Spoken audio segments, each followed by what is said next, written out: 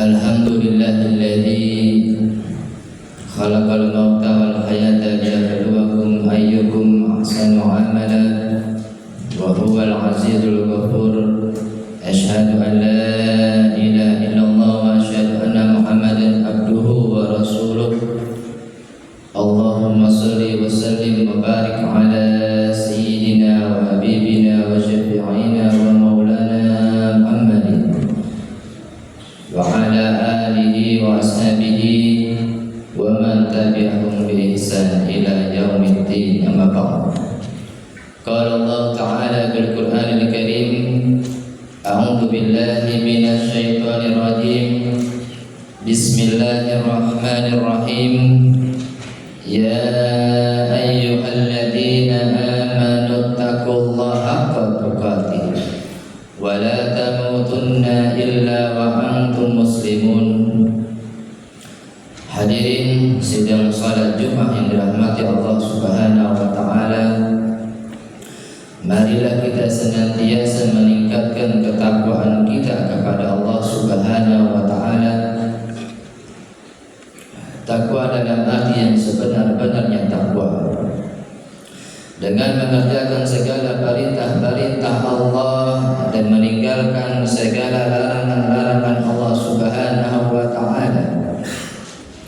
Hadirin yang dirahmati Allah Subhanahu wa taala, pada kesempatan khutbah pada siang hari ini, tema yang akan khatib sampaikan adalah tentang 3 doa malaikat Jibril.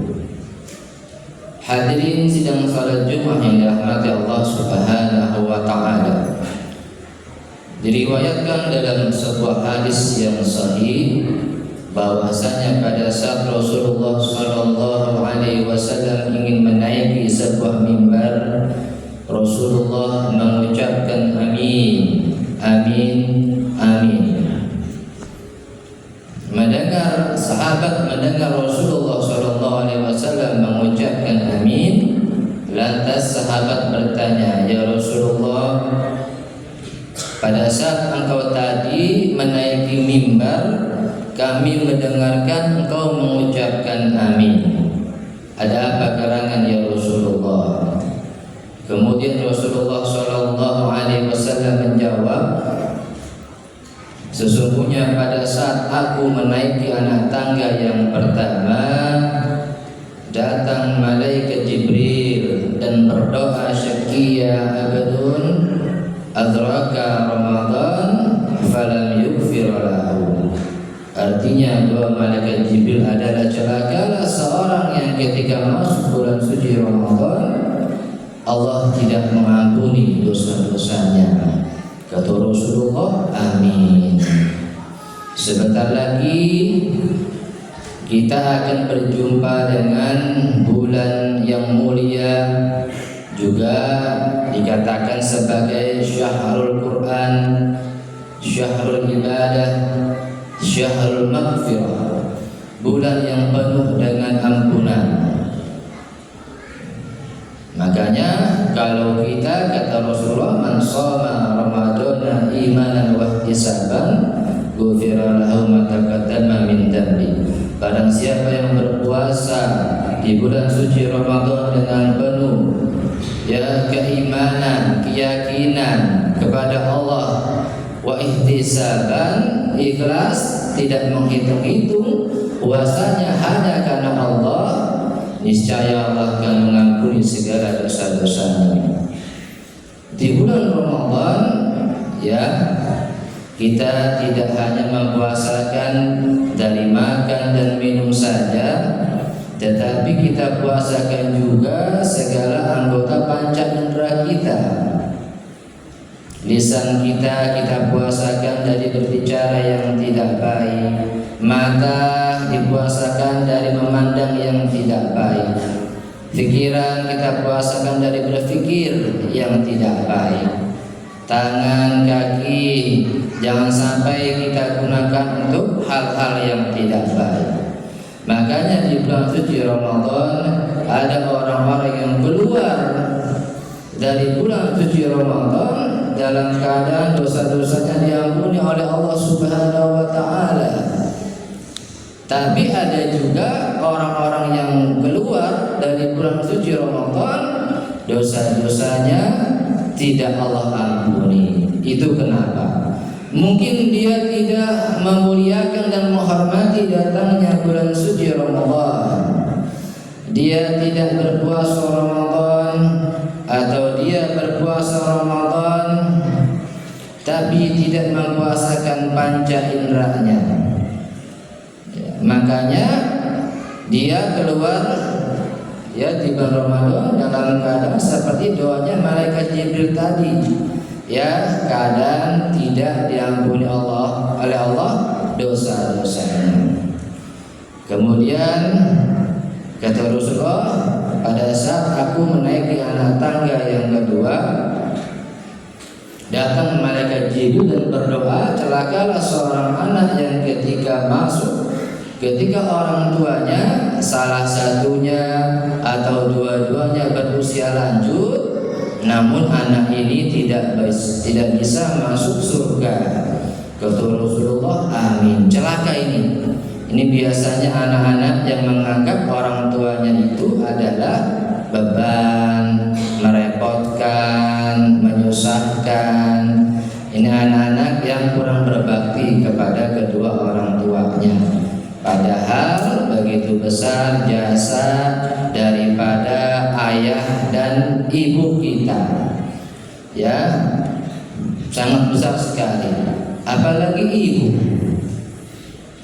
Bahwa ada suatu riwayat sahabat bertanya kepada Rasulullah, ya Rasulullah, sesungguhnya siapakah orang yang paling pertama kali aku berbakti kepadanya ya Rasulullah? Kata Rasulullah, ummuka, ibumu. Qala thumma man? Kemudian siapa lagi ya Rasulullah? Kata Rasulullah, ummuka, ibumu. Siapa lagi ya Rasulullah? Tanya lagi sahabat. Kata Rasulullah, ummuka, ibumu. 3 kali. Lalu siapa lagi ya Rasulullah? Baru kata Rasulullah, setelah ibu baru abuka, ayahmu. Ini artinya adalah tingkatan seorang ibu itu di atas daripada seorang ayah. Kenapa seperti itu? Karena menurut para ulama, karena begitu besar perjuangan, capeknya, letihnya seorang ibu dalam mengurus anak-anaknya. Yang pertama, semasa seorang ibu mengandung, luar biasa.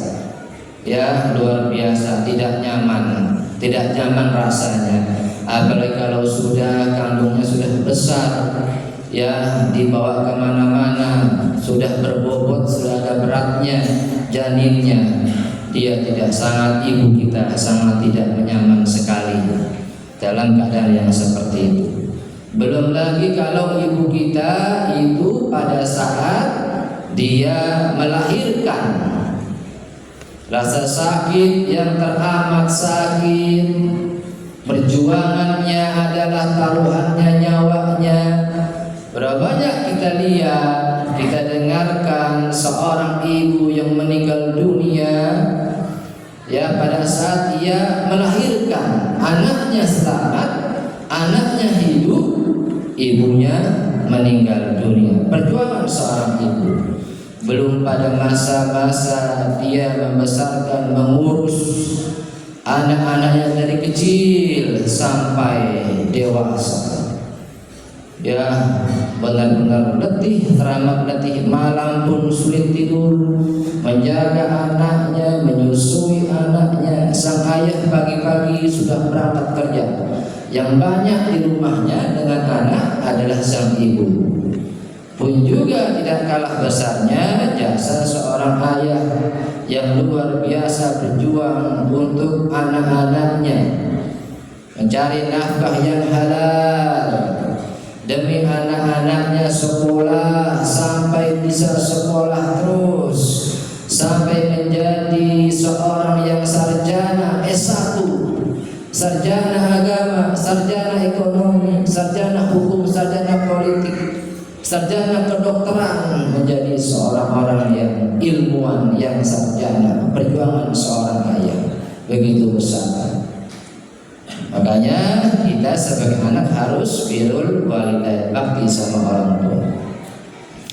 Yang ketiga adalah doanya Rasulullah SAW adalah celaka, doanya malaikat Jibril, celakalah seorang hamba yang ketika mendengar nama Rasulullah SAW namun dia tidak membaca sholawat. Kata Rasulullah, amin. Makanya kalau kita mendengar nama Nabi Muhammad, kita ucapkan sholawat. Allahumma sholli wa sallim wa barik alaihi. Ya Allah, limpahkanlah sholawat, keselamatan, keberkahan kepada Nabi Muhammad SAW. Bagaimana di surga nanti ada orang-orang yang di surga berdampingan dengan Rasulullah SAW, berdekatan dengan Rasulullah SAW. Ya, mereka orang-orang yang dicintai oleh Rasulullah SAW. Bagaimana cara kita agar dicintai oleh Rasulullah? Yang pertama adalah sering mengucapkan, membaca sholawat, beragam sholawat, ya luar biasa. Banyak sholawat, sholawat nariyah, sholawat ibil qulub, sholawat busro, banyak sekali Pak ya, banyak sekali. Kita harus sering bersholawat. Yang kedua, kalau kita mau dicintai oleh Rasulullah SAW, kita menghidupkan sunnah-sunnah Rasulullah SAW. Sunnah itu adalah segala sunnah itu terbagi. Yang pertama adalah sunnah Rasulullah dalam ibadah yang beliau kerjakan semasa beliau hidup, ya, salat berjamaah, salat tahajud. Rasulullah gemar sekali salat berjamaah, salat tahajud, salat duha, ya, salat rawatib qabliyah ba'diyah, tadarus Quran, qiraatul Quran, zikrullah. Ingat, tidak hanya dalam hal ibadah, tetapi juga sunnah-sunnah Rasulullah SAW dalam hal fi'liyah, perbuatannya Rasulullah, kegiatan sosialnya Rasulullah SAW. Rasulullah memuliakan orang tua, menyayangi anak-anak kecil, menyantuni anak yatim piatu, ya, memuliakan tetangga, menghormati rukun dengan orang-orang yang beda agamanya dengan orang-orang muslim, dan juga orang-orang yang non-muslim, menjaga, ya, ukhuwah, kerukunan antar umat beragama. Itulah sunnah Rasulullah. Semoga bermanfaat. Barakallahu li wa lakum fil Qur'anil